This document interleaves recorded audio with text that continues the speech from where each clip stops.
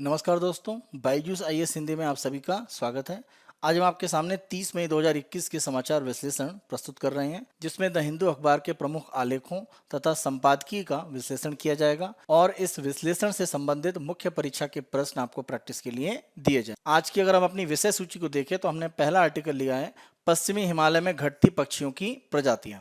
दूसरा, कोविड-19 के प्रारंभ को सिद्ध करना कि कोविड-19 का ओरिजिन असली में कहाँ से है, किस जगह से प्रमुख रूप से ये प्रारंभ हुआ, क्योंकि अभी भी ये विवादित है कि इसे कृत्रिम रूप से बनाया गया या यह प्राकृतिक रूप से ही एक तरह से पाए जाने वाला वायरस है। इसके संबंध में आर्टिकल को हम देखेंगे। तीसरा, रक्त जांच के प्राप्त निष्कर्ष, यानी जो लोग कोविड-19 से प्रभावित रहे हैं उनके रक्त के परीक्षण करने से एक तरह से एंटीबॉडी की जो उपस्थिति है उसके संबंध में आंकड़े लिए गए हैं और इसी संबंध में आर्टिकल में चर्चा की गई है। श्रीलंका में समुद्री जहाज के जलने से पर्यावरणीय समस्या, इस आर्टिकल के माध्यम से श्रीलंका की राजधानी कोलंबो के पास के क्षेत्र में समुद्री भाग में एक जहाज लगातार काफ़ी लंबे समय से जलता रहा है और उसके कारण जो प्रदूषण की स्थिति है वो आसपास के श्रीलंका के तटीय भागों में बढ़ गई है। इसी संबंध में आर्टिकल में चर्चा है। एक अंतिम हम आर्टिकल देखेंगे, दक्षिणी चीन सागर विवाद, और ये विवाद फिर से एक तरह से कह सकते हैं सामने आया है, क्योंकि विवाद काफ़ी लंबे समय से चल रहा है और वर्तमान विवाद में फिलीपींस और चीन एक तरह से आमने सामने आए हुए हैं। तो इस संबंध में चर्चा करेंगे और इन्हीं से संबंधित हमारे जो मुख्य परीक्षा के प्रश्न हैं उनकी भी चर्चा करेंगे और संबंध में उसका जो संरचना है वो भी आपको दी जाएगी। पहला आर्टिकल हम देखते हैं, ये declining forest bird species in western Himalayas. तो पश्चिमी हिमालय क्षेत्र में अध्ययन के माध्यम से ये सामने आया है कि पक्षियों की कुछ ऐसी प्रजातियां हैं जो इस जगह पर स्थानिक थी। स्थानिक पक्षी प्रजाति का मतलब होता है कि वो प्रजातियां जो इस जगह पर हमेशा पाई जाती थी, यानी वास्तविक रूप में यहीं पर उनका एक तरह से उद्गम हुआ था। अन्य जगहों पर भी पाई जाती हैं लेकिन प्रमुख रूप से इस जगह पर वो स्थानिक ऐसी पक्षियों की जो प्रजातियां हैं वो उत्तराखंड का जो पश्चिमी हिमालय का क्षेत्र है वहां पर एक तरह से माना जा रहा है कि कुछ विलुप्त हुई हैं या उनमें कमी आई है और ये एक अध्ययन के माध्यम से सामने आया है। आप ध्यान रखें, उत्तराखंड में जो पश्चिमी हिमालय का क्षेत्र है वो समशीतोष्ण वनों का एक तरह से भाग है, यानी टेम्परेट फॉरेस्ट का हिस्सा है। इन समशीतोष्ण वनों में अगर हम देखें तो पक्षियों की कई स्थानिक प्रजातियां हैं जो प्रमुख रूप से अपना आश्रय बनाकर रहती हैं। तो प्राकृतिक ओक के जो जंगल हैं वो प्रमुख रूप से यहाँ पर पाए जाते हैं और माना जाता है कि उन क्षेत्रों को एक तरह से साफ करके जो संशोधित वन है, यानी विकास के कार्यों के लिए इन वनों को एक तरह से जब हटाया गया तो जो नए क्षेत्र बने हुए हैं, यानी एक ऐसे क्षेत्र जहाँ पर ओक के जंगल हैं और एक ऐसा क्षेत्र जहाँ पर जंगल का भाग नहीं है, दोनों जगह का एक तरह से अध्ययन यहाँ पर इस अनुसंधान में किया गया है और माना यह गया है कि जो संशोधित परिदृश्य है उसमें पक्षियों की प्रजातियों को भारी नुकसान हुआ है। यानी जो ओक के जंगल वाले क्षेत्र हैं उनकी तुलना में जिन क्षेत्रों से ओक के पौधे समाप्त हो चुके हैं, जिन क्षेत्रों से ओक के पेड़ समाप्त हो चुके हैं, वहां पर माना जा रहा है कि जो पक्षी की प्रजातियां उनको बड़े पैमाने पर नुकसान हुआ है। यहाँ पर जो अध्ययन किया गया वो 1700 से 2400 मीटर की ऊंचाई पर किया गया है और लगभग 1225 वर्ग किलोमीटर के क्षेत्र का अध्ययन किया गया है। यहाँ पर जो ये अध्ययन किया गया है इसमें 6 प्रमुख क्षेत्रों को शामिल किया गया है। तो 6 प्रमुख क्षेत्रों में हम देखें तो पहला, प्राकृतिक ओक वन, यानी वो क्षेत्र जहाँ पर ओक पेड़ अभी भी उपस्थित है और उनके जंगल एक तरह से पाए जा रहे हैं, तो पहला अध्ययन वहाँ पर किया गया। दूसरा, ओक के जंगलों का जहाँ पर विकासशील गतिविधियों के लिए उपयोग किया गया है, सामान्य रूप से काफ़ी कम तरीकों में इसका उपयोग हुआ है लेकिन उपयोग हुआ है। इस स्थल पर बिल्कुल भी उपयोग नहीं हुआ, यहाँ पर कुछ उपयोग हुआ है। एक तीसरा भाग है लोब्ड ओक वन, उन वनों को कहा गया है जहां पर गहन रूप से उपयोग किया गया है, यानी ओक के जंगल लगभग यहां पर एक तरह से समाप्त हुए हैं। चौथा हिस्सा पाइन जंगलों का जो क्षेत्र, यानी पाइन पेड़ जहां पर पाए जाते हैं उन जंगलों के क्षेत्रों का अध्ययन किया गया। पांचवा अगर हम देखें तो कृषि खेती, जहां पर एक तरह से एग्रीकल्चर किया जा रहा है, उन क्षेत्रों का अध्ययन किया गया। और छठवां अध्ययन का क्षेत्र है इमारतों वाले स्थलों का अध्ययन, यानी जहां पर पूर्ण रूप से प्राकृतिक स्थितियों को समाप्त करके इमारतें या एक तरह से बिल्डिंग बना दी गई हैं। तो ये 6 अलग अलग जगहों पर एक तरह से ये अनुसंधान किया गया पक्षी की जो प्रजातियां हैं या जो पर्यावरणीय एक तरह से परिवर्तन हुआ है उसका अध्ययन करने के लिए। तो ये स्थिति बिल्कुल प्राकृतिक जो पाई जाती थी यहाँ पर वो थी। और ये 6वीं स्थिति देखें तो वर्तमान में विकास के कारण जो इलाका पूर्णतः प्राकृतिक वनस्पति से हट चुका है और यहाँ पर बड़ी इमारतें बन चुकी हैं उस क्षेत्र के रूप में। तो इसीलिए अलग अलग जगहों का अध्ययन यहाँ पर किया गया है। अनुसंधान में ये सामने आया है कि जहाँ पर वनों की संख्या कम हुई है, एकल संस्कृति का मतलब किसी एक ही प्रकार का मान लीजिए पेड़ या पौधा है उसको प्रमुख रूप से लगा हुआ है और पेड़ों की जो विविधता है वो समाप्त हो गई है। तो विविधता समाप्त होने से पारिस्थितिकी तंत्र थोड़ा कमजोर हुआ है और शहरीकृत यानी जो शहरीकरण है वो बढ़ा है। इन कारणों से हुआ यह कि जो पक्षी परागण करने के लिए प्रमुख रूप से उत्तरदायी हैं और कीट भक्षी हैं, यानी कीटों को प्रमुख रूप से खाने वाले जो पक्षी हैं, उनकी प्रजातियों में गिरावट आई है। देखिए, परागण की बात करें तो पक्षियों के पंखों से लगकर कई तरह के जो पेड़ पौधे होते हैं उनके पराग एक जगह से दूसरी जगह पहुंचते हैं, और ये एक तरह से कह सकते हैं कि जो प्रजनन की प्रक्रिया होती है पेड़ पौधों में, उसको मजबूत करते हैं। परागण की प्रक्रिया के लिए पक्षियों का काफी महत्व होता है और वो पराग के कणों को एक जगह से दूसरी जगह ले जाने में महत्वपूर्ण योगदान करते हैं। पारिस्थितिकी तंत्र में पक्षियों का ये बहुत ही महत्वपूर्ण योगदान है। इसी के साथ कीट भक्षी, आप जानते हैं अगर हम कीटों की बात करें तो ये शायद विश्व में सबसे बड़ी संख्या में पाई जाने वाली प्रजातियां हैं। तो अगर इस तरह से पक्षी नहीं हैं जो इनको खाते हैं तो ये अनियंत्रित रूप से बढ़ेंगे, तो ये जो एक असंतुलन की स्थिति है वो बन जाती है।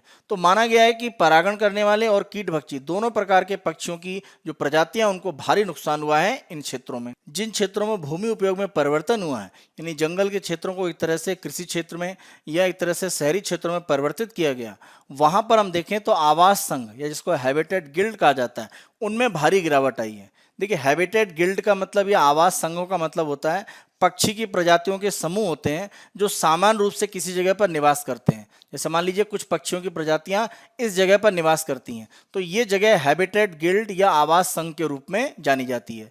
तो इस तरह के जो क्षेत्र हैं वो पश्चिमी हिमालय के क्षेत्रों में कम हुए हैं। कारण क्या है? भूमि उपयोग में परिवर्तन और साथ साथ जो भी एक तरह से जंगल के क्षेत्र उनमें गिरावट। इस अध्ययन में ये भी एक तथ्य सामने आया है कि अगर किसी भी जंगल के क्षेत्र में अगर हम देखें तो हम कठफोड़ों की बात करें, यानी वुड पैकर, ये प्रमुख रूप से माना जाता है किसी भी जगह पर पक्षियों की जो प्रजातियां हैं उनके महत्व को एक तरह से बढ़ाते हैं, क्योंकि सामान्य रूप से इनके द्वारा जो भी एक तरह से गुफाएं या कह सकते हैं कि जो भी खोल बनाए जाते हैं पेड़ की छाल के अंदर, उनका उपयोग पक्षी की जो प्रजातियां हैं वो घोंसला बनाने के लिए करती हैं। तो माना जाता है कि कठफोड़वे किसी क्षेत्र में अगर बहुतायत में रहते हैं तो पक्षियों की जो प्रजातियां हैं उसमें विविधता एक तरह से बढ़ती है। और हिमालय के इन क्षेत्रों में देखा गया है कि जो वुड पैकर्स हैं, कठफोड़वे, उनकी संख्या में एक गिरावट है और प्रमुख रूप से ये उन क्षेत्रों में रहते हैं जहां पर जंगल काफी घने हैं। तो अगर इस तरह के जंगल कम होते हैं और इनकी संख्या भी घटती है तो ये आपस में संबंधित है। तो जंगलों में एक तरह से गिरावट कठफोड़वों की संख्या में गिरावट के साथ साथ जुड़ी हुई है। तो इनकी एक तरह से उपस्थिति भी जंगलों के क्षेत्रों के महत्व को दिखाती है और ये भी बड़ी संख्या में यहाँ पर अनुपस्थित पाए गए हैं। और इसके प्रमुख कारण के रूप में आप देखें तो इन क्षेत्रों में पर्यटन की संभावनाओं का बढ़ना, दूर दराज के क्षेत्रों में पर्यटन के लिए लोगों का पहुंचना और अन्य प्रकार की जो मानव जनित गतिविधियां हैं, जब भी आप पर्यटन को बढ़ावा देते हैं तो वो चाहे परिवहन के साधन हो या रहने के लिए साधन हो या खाने पीने की सुविधाएं हैं, उनको सबको आप दूर दराज के क्षेत्रों में विकसित करते हैं और इसका एक तरह से जो नकारात्मक प्रभाव है वो वहाँ पर रहने वाली जो प्रजातियां हैं उनके ऊपर पड़ता है। और पश्चिमी हिमालय उत्तराखंड के क्षेत्रों में इसी से वर्तमान में प्रमुख रूप से प्रभावित है। इसका एक दूसरा प्रभाव ये देखा जाता है कि जब मानव जनित गतिविधियां बढ़ती हैं तो जो प्रजातियां वहां पर रहने वाली हैं वो तो धीरे धीरे विलुप्त होती जाती हैं। जो गैर देसी प्रजातियां यानी जो एग्जोटिक, जो बाहर की प्रजातियां हैं, वो उन क्षेत्रों में बहुलता से बढ़ जाती हैं। इसका एक उदाहरण यहाँ पर कबूतरों और काले चीलों की प्रजाति के रूप में उदाहरण में दिया गया है। इन दोनों प्रजातियों को यहाँ पर बड़ी संख्या में अब देखा जा सकता है, जबकि पहले के अनुसंधानों में कबूतर और काले चीलों की जो संख्या है वो लगभग यहाँ पर नदारद थी। तो ये दिखा रहा है कि जैसे जैसे आप पश्चिमी हिमालय के क्षेत्रों में पर्यावरणीय परिवर्तन कर रहे हैं, विकास के कारण जो प्रजातियां वहां पर स्थानिक है वहां पर पाई जाती थी हमेशा, खासतौर से पक्षियों की प्रजातियां, उनमें तेजी से गिरावट हो रही है और बाहरी प्रजातियां वो अपने प्रभुत्व को थोड़ा बहुत बना रही हैं।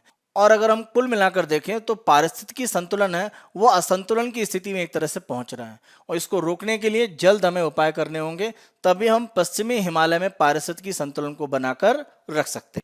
हम अपने अगले आर्टिकल पर आते हैं, probing the origins of SARS corona virus 2। कोविड-19 के संबंध में आप ध्यान रखें कि प्रारंभ से ही, जब से इसके बारे में पहली बार अगर हम देखें तो दिसंबर 30, 2019 को चीन के द्वारा एक सूचना दी गई कि एक तरह का निमोनिया उनके क्षेत्रों में फैला हुआ है, वुहान के इलाकों में, और आगे चलकर हम देखें तो यही प्रमुख रूप से कोविड-19 के रूप में एक तरह से स्थापित हुआ। तो ये प्रारंभिक सूचना जरूर थी, लेकिन अभी भी इसके संबंध में एक तरह से विवाद है कि ये किसी लैब से एक वायरस के लीक होने की घटना है या प्राकृतिक रूप से कुछ प्रजातियां जो चीन के इस क्षेत्रों में पाई जाती हैं वहां से एक तरह से ये वायरस बाहर आया है। इसके उद्गम को, शुरुआत को या प्रारंभिक बिंदु को लेकर कई तरह के सवाल रहे हैं। वर्तमान में इस बहस के दोबारा शुरू होने का कारण यह है कि 14 मई को 18 वैज्ञानिकों का एक समूह है अमेरिका में, जिसका नेतृत्व कर रहे हैं डेविड रेलमैन। उन्होंने विज्ञान पत्रिका में अपना एक पत्र प्रकाशित किया है और उन्होंने कोविड-19 की जो महामारी है, इसकी उत्पत्ति का जो निर्धारण है वो करने की आगे की जांच का आह्वान किया है। उन्होंने इस तरह की जांच की मांग की है कि यह सिद्ध किया जाए या इसके बारे में एक जानकारी जांच के माध्यम से जुटाई जाए कि इसका प्रारंभ या उत्पत्ति कहां से हुई है। और इसी के संबंध में हम देखें तो अमेरिकी राष्ट्रपति जो बिडेन ने 26 मई को खुफिया एजेंसियों द्वारा वायरस की उत्पत्ति के जांच के आदेश भी दे दिए हैं। जो बिडेन की इस घोषणा के साथ ही कोविड-19 की जो उत्पत्ति है उसको लेकर विवाद फिर से चर्चा में आ गया है। इस तरह की जांच के संबंध में WHO की तरफ से भी प्रयास रहे हैं। उनकी जो गवर्निंग फोरम है वर्ल्ड हेल्थ असेंबली ने मई 2020 में महानिदेशक को सार्स कोविड-2 की जो उत्पत्ति है उसके जांच के संबंध में जांच के आदेश दिए थे। और इसी वर्ष आप देखें जनवरी फरवरी 2021 में WHO और चीन के द्वारा एक संयुक्त जांच की गई। इस जांच में अगर हम देखें तो दो आधारों पर एक तरह से जांच हो रही थी। प्राकृतिक स्पिलओवर यानी प्राकृतिक रूप से ये वायरस है एक तरह से ये रिलीज हुआ है, और दूसरा प्रयोगशाला के रिसाव से यानी किसी प्रयोगशाला में से इस तरह का वायरस लीक हुआ है। और इन दोनों ही एक तरह से अगर हम परिकल्पनाओं की बात करें तो इनके संबंध में कोई निर्णायक सबूत नहीं है। लेकिन ये जो चीन और WHO के माध्यम से जांच की गई और रिपोर्ट प्रस्तुत की गई, इसमें पशु को मूल आधार माना गया, यानी किसी जानवर के माध्यम से प्राकृतिक रूप से ही ये वायरस एक तरह से उत्पत्ति में आया है और इसकी संभावना को प्रमुख रूप से माना गया। और रिपोर्ट में काफी प्रबलता से यह कहा गया कि प्रयोगशाला से इस तरह का वायरस रिलीज हुआ है, इसकी संभावना नहीं है। तो जब हमारे पास दोनों ही जो कारण हैं उनके बारे में कोई सबूत नहीं है, तो यह अंतिम रूप में कैसे कहा जा सकता है कि प्रयोगशाला से यह नहीं निकला है। और इसी कारण से दोबारा इसकी जांच के संबंध में यह विवाद बढ़ रहा है। जब भी इस तरह की जांच की मांग की जाती है तो इस जांच का उद्देश्य ये नहीं है कि चीन या किसी देश को एक तरह से दोषी ठहराना।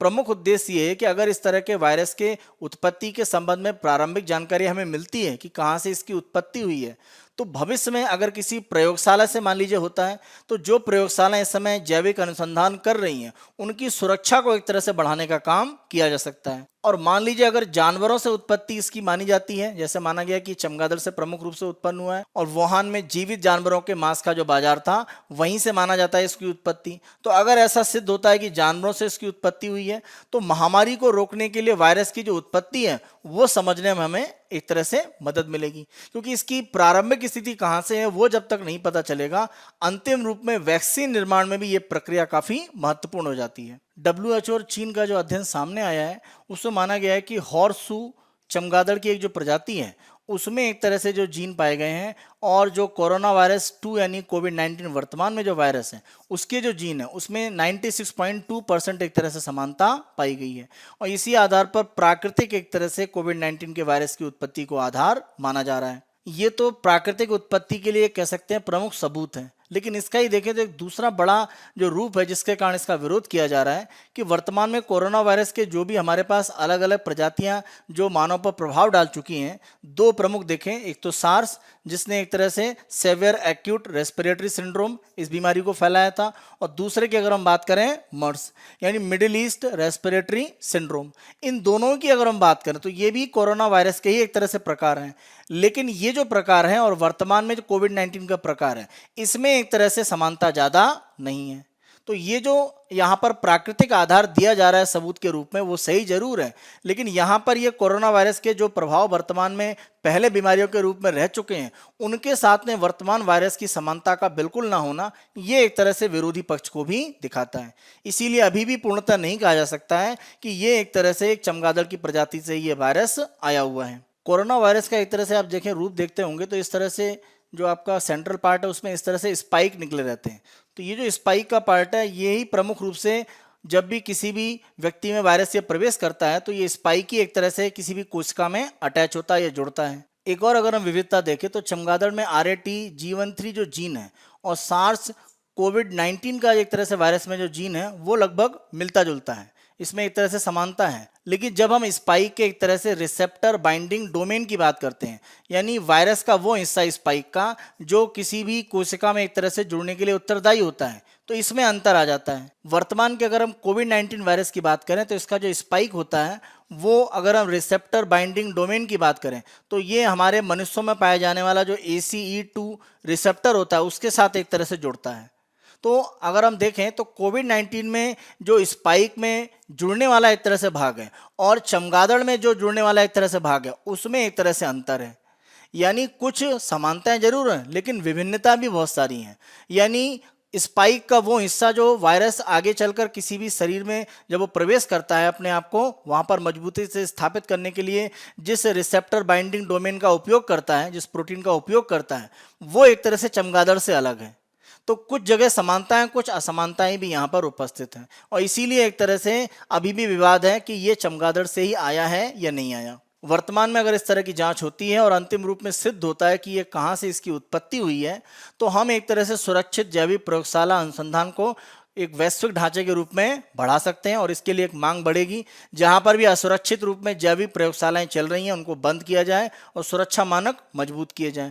इसी के साथ साथ जो एनिमल होस्ट हैं, मतलब जिन जानवरों के थ्रू इस तरह की बीमारियां फैलती हैं या म्यूटेशन उत्परिवर्तन की स्थिति है या अन्य प्रकार के जो परिवर्तन हैं वो जो इंसानों में पहुंचकर हमको संक्रमित कर सकते हैं, उनके संबंध में भी हमारी जानकारी बढ़ेगी और ये आगे चलकर जो वैक्सीन को एक तरह से विकसित करने की जो प्रक्रिया है उसको मजबूत करेगी। भविष्य में इस तरह के संक्रमण को रोकने और बचाव को मजबूत करने के लिए हमें इस संक्रमण की जो उत्पत्ति है उसके संबंध में सटीक जानकारी की आवश्यकता है। हम अपने अगले आर्टिकल पर आते हैं और ये सेरो सर्वेज लर्निंग्स के संबंध में है, यानी रक्त परीक्षण एक तरह से उन लोगों का किया गया है जो कोविड-19 से ग्रसित रहे हैं।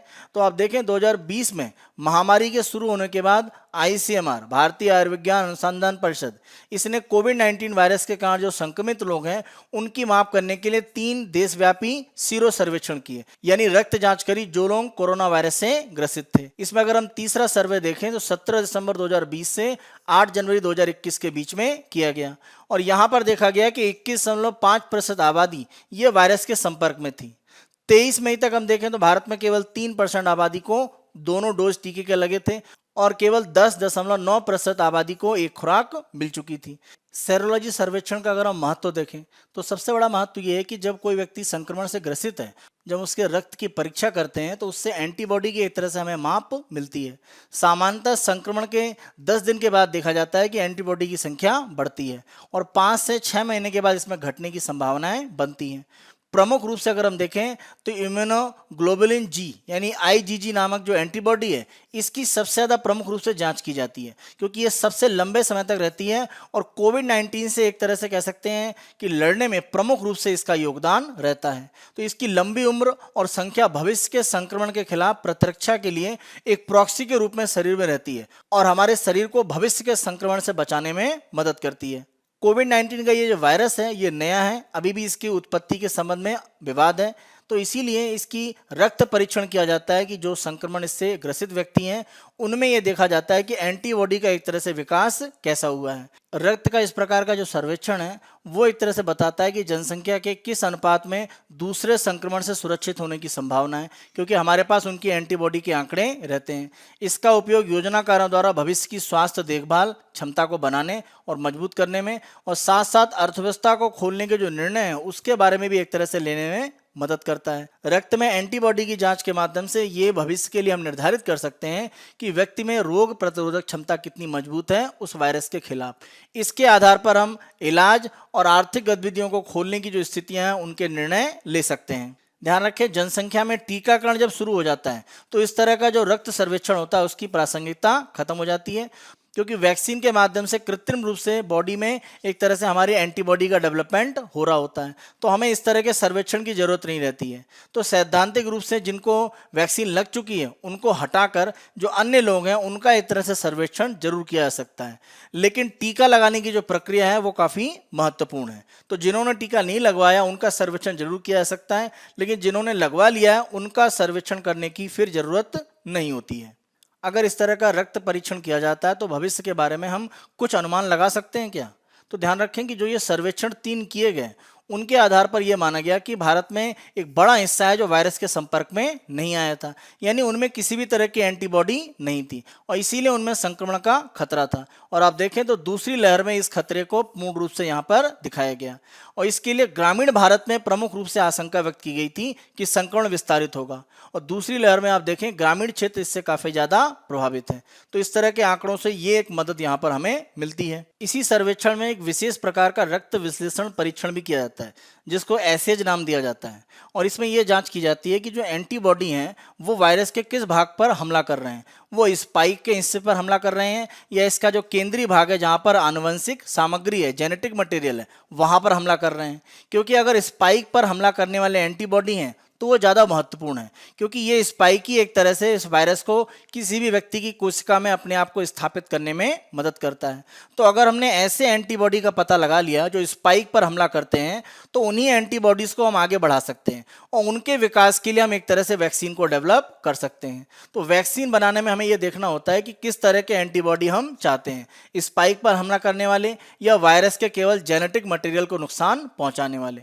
तो इस प्रकार का जो रक्त परीक्षण किया जाता है उसके ये भी लाभ होते हैं। तो भारत में तीसरा सर्वेक्षण जरूर हुआ है लेकिन आगे भविष्य में संभावना कम है क्योंकि जो भी सर्वेक्षण किया गया उसके आंकड़े उपयोग लाए जा सकते हैं अगर लोगों तक टीका नहीं पहुंचता है। अब क्योंकि सरकार टीका कार्यक्रम बड़े पैमाने पर चला रही है तो टीकाकरण होने के बाद इस तरह के सर्वेक्षण के ज़्यादा उपयोग नहीं है। जहां टीका नहीं लगा है उन लोगों के जरूर सर्वेक्षण करके एक तरह से भविष्य के लिए किस तरह से इस रोग को फैलने से बचाना है इसके बारे में जरूर एक तरह से प्रयास किए जा सकते हैं। हम अपने अगले आर्टिकल पर आते हैं और ये श्रीलंका में एक तरह से एक समुद्री जो दुर्घटना है उसके संबंध में है। यहाँ पर हम देखें सिंगापुर में रजिस्टर्ड एक जहाज है MV एक्सप्रेस पर्ल जिसके द्वारा प्लास्टिक या अन्य तरह के जो रसायन हैं वो ले जाए जा रहे थे और कोलंबो से कुछ दूरी पर ही इसमें आग लग गई। इस कारण से कोलंबो का जो तटीय भाग है उसमें बड़े पैमाने पर एक तरह से कह सकते हैं प्रदूषित भाग फैला। और अगर हम देखें तो ये दुर्घटना कोलंबो के पास के क्षेत्र में हुई है और इसी के साथ में लगता हुआ नेगम्बो का एक प्रमुख कह सकते हैं कि यहाँ पर पारिस्थितिकी तंत्र का क्षेत्र है समुद्र में। इसे काफी संवेदनशील एक तरह से पर्यावरण क्षेत्र माना जाता है। नेगम्बो क्षेत्र की अगर हम बात करें तो प्रमुख रूप से इसको यहाँ पर एक तरह से नुकसान हो सकता है और ये मछली पकड़ने का एक प्रमुख केंद्र तो है ही है, इसी के साथ साथ मछलियों के प्रजनन केंद्र और मैंग्रोव के लिए काफी महत्वपूर्ण यहाँ पर माना जाता है। तो कोलंबो के आसपास के क्षेत्र में अगर किसी भी तरह का समुद्री प्रदूषण फैलता है तो ये नेगम्बो के प्रमुख क्षेत्र को नुकसान पहुंचाएगा। इस क्षेत्र में आप ध्यान रखें कि प्रमुख रूप से केकड़े और साथ साथ झींगे की प्रमुख प्रजातियां भी यहाँ पर पाई जाती हैं। तो इस बड़े क्षेत्र में एक तरह से जो प्रदूषण है वो फैल सकता है क्योंकि माना जा रहा है इस जहाज में प्रमुख रूप से प्लास्टिक के एक तरह से निर्माण में जिन केमिकल या रसायन का उपयोग किया जाता है वो केमिकल के भाग एक तरह से छोटे छोटे आप कह सकते हैं टुकड़ों के रूप में पूरे समुद्री भाग में फैल रहे हैं।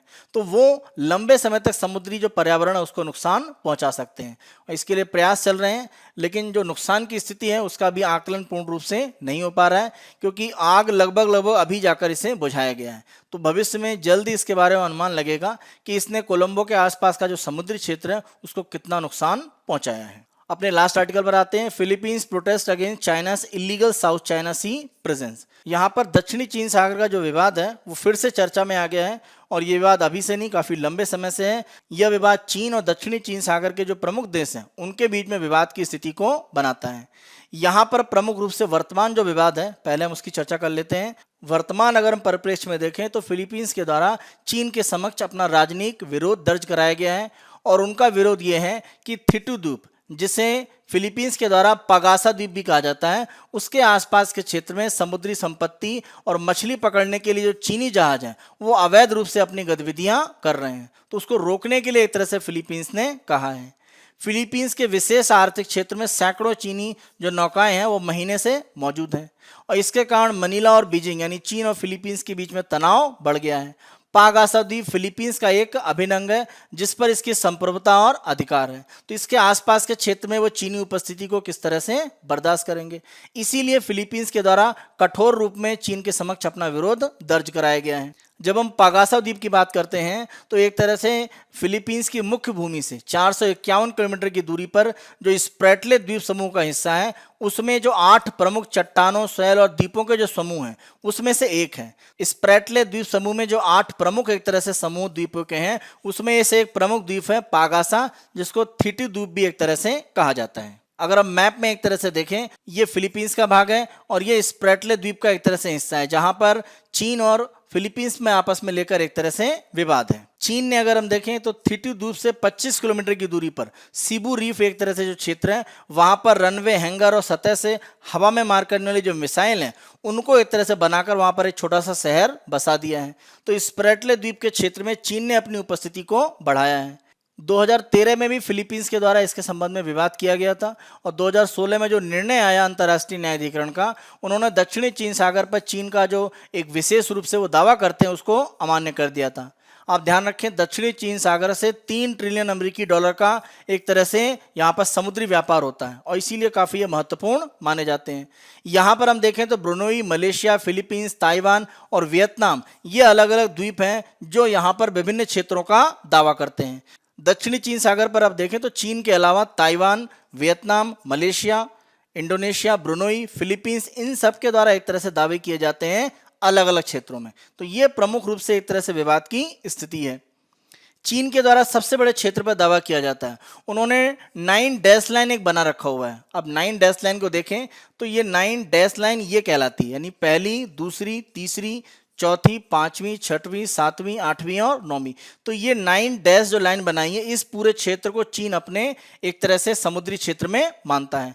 तो चीन के द्वारा सबसे बड़े क्षेत्र में दक्षिणी चीन सागर पर एक तरह से दावा किया जाता है। वियतनाम की अगर हम बात करें तो वो ऐतिहासिक रूप में कहते हैं कि चीन ने 1940 के बाद इन क्षेत्रों पर अपना दावा एक तरह से करने का प्रयास किया, इसके पहले नहीं। और वियतनाम का मानना है कि 17वीं शताब्दी से, चाहे हम पार्सले द्वीप की बात करें या स्प्रेटली, दोनों पर ही एक तरह से वियतनाम का नियंत्रण रहा है। यानी इन दोनों की हम बात करें, पार्सेल्स और स्प्रेटली, इन दोनों पर ही वियतनाम का 17वीं शताब्दी से नियंत्रण रहा है, ऐसा वियतनाम का मानना है। फिलीपींस की अगर हम बात करें तो वो स्प्रेटले द्वीप के प्रमुख क्षेत्रों पर एक तरह से अपना अधिकार बनाते हैं, जो वर्तमान विवाद का प्रमुख आधार है। फिलीपींस और चीन अगर दोनों देखें तो स्कैरबोरो शोल जो क्षेत्र है, जिसे चीन में हुआंगयान द्वीप कहा जाता है, उस पर दावा करते हैं। अगर आप मैप में देखें, ये जो क्षेत्र है, इसके ऊपर एक तरह से चीन का भी दावा है और फिलीपींस के द्वारा भी दावा किया जाता है। तो स्कैरबोरो शोल है, ये चीन और फिलीपींस के बीच में विवाद का एक प्रमुख बिंदु है। ब्रुनोई और मलेशिया के द्वारा भी दक्षिणी चीन सागर के क्षेत्रों पर प्रमुख रूप से दावा किया जाता है। अगर हम मलेशिया की बात करें तो वो स्प्रेटले के कुछ द्वीपों की बात करते हैं। जहां तक ब्रुनोई की बात करें तो ब्रुनोई प्रमुख रूप से ये मानता है कि उसका एक विशेष आर्थिक क्षेत्र है, तो उसके आर्थिक दोहन की बात करता है, किसी क्षेत्र पर वो नियंत्रण की बात नहीं करता है। तो ये प्रमुख रूप से जो देश है जो दक्षिणी चीन सागर में एक तरह से विवाद की स्थिति में चीन के साथ बने हुए हैं। आर्थिक अगर हम यहाँ महत्व देखें तो इस क्षेत्र में एक तरह से लगभग 3 ट्रिलियन अमेरिकी डॉलर के जो समुद्री व्यापार है वो इस क्षेत्र से होता है और चीन के लिए जापान, दक्षिण कोरिया प्रमुख जो अर्थव्यवस्था है उनके लिए काफ़ी महत्वपूर्ण है। तो ये एक विश्व की प्रमुख आर्थिक क्षेत्र भी है जहाँ से प्रमुख रूप से समुद्री व्यापार किया जाता है, तो ये एक महत्व है। दूसरा, यहाँ पर समुद्री संसाधन भी काफ़ी महत्वपूर्ण रूप में माने जाते हैं, चाहे गैस की बात करें या अन्य रूप में जो खनिज संसाधन है समुद्री क्षेत्र के, वो यहाँ पर एक तरह से पाए जाते हैं। गैस और खनिज की एक तरह से प्राप्ति के लिए भी अलग अलग देश इस क्षेत्र पर दावा करते हैं और उनको उम्मीद है कि वो उसे प्राप्त कर सकते हैं। तो ये भविष्य में ये विवाद है और तेजी से बढ़ेगा। इस क्षेत्र में सामरिक और आर्थिक एक तरह से अपने वर्चस्व को बनाने के लिए चीन और उसके आसपास के जो देश हैं जो प्रमुख रूप से उसके साथ विवाद में हैं, उनके भी संघर्ष बढ़ेगा। यहाँ पर प्रमुख रूप से अमेरिका का जो रोल है वो काफ़ी महत्वपूर्ण हो जाता है, क्योंकि अगर हम फिलीपींस की बात करें, ताइवान की बात करें, इनके साथ में महत्वपूर्ण सहयोगी देश के रूप में अमेरिका खड़ा हुआ है। तो भविष्य में अमेरिका चीन के बीच में विवाद के एक प्रमुख क्षेत्र के रूप में दक्षिणी चीन सागर के उभरने की संभावना है। हमारी इसी चर्चा के आधार पर मुख्य परीक्षा के हम प्रश्न देखते हैं। हिमालय क्षेत्र में पक्षियों की प्रजातियों के संकट में आने के प्रमुख कारणों को बताते हुए इससे हिमालय के पारिस्थितिकी तंत्र पर पड़ने वाले प्रभावों की भी चर्चा करें। सब सीमा 250 शब्द। यहाँ पर उत्तर की संरचना हम देखते हैं। भूमिका, वर्तमान विकास कार्यों के कारण संभावित हानि के संबंध में आप बताएं, जो नुकसान हो रहे हैं, जैसे शहरीकरण का बढ़ना, पर्यटन का बढ़ना, जंगली क्षेत्र को हटाकर कृषि क्षेत्र बनाना, ये आप एक तरह से बता सकते हैं। मुख्य भाग में सर्वेक्षण से उदाहरण देकर हो रहे हिमालय क्षेत्र की हानि को बताना, जैसे जो पक्षियों की प्रजातियां घट रही हैं, पक्षियों पर पड़ने वाले विशेष प्रभाव बताना। जब जंगल के क्षेत्र हटेंगे तो पक्षियों की प्रजातियां हटेंगी। जैसे एग्जाम्पल आप कठफोड़वे का बता सकते हैं, उनका हटना, क्योंकि उनके द्वारा जो भी पेड़ की छाल में एक तरह से खोल बनाए जाते हैं, उनका उपयोग अन्य पक्षियों के द्वारा रहने के लिए किया जाता है, तो उनकी अनुपस्थिति अन्य पक्षियों की प्रजातियों को भी एक तरह से वहां से विस्थापित करती है। ये प्रभाव आप बता सकते हैं। पर्यावरण प्रभाव आप देखें तो पक्षी प्रमुख रूप से परागण के लिए भी काफी महत्वपूर्ण एक उत्तरदायी कारक है। तो ऐसी स्थिति में जो परागण की प्रक्रिया वो पारिस्थितिकी तंत्र में मजबूती से स्थापित नहीं होती है, तो ये प्रभाव के रूप में आप एक तरह से बता सकते हैं। और जंगल के क्षेत्र के कम होने से उन क्षेत्रों में पक्षियों के अलावा अन्य प्रजातियों पर भी भविष्य में विपरीत प्रभाव पड़ सकता है, इस रूप में आप बता सकते हैं।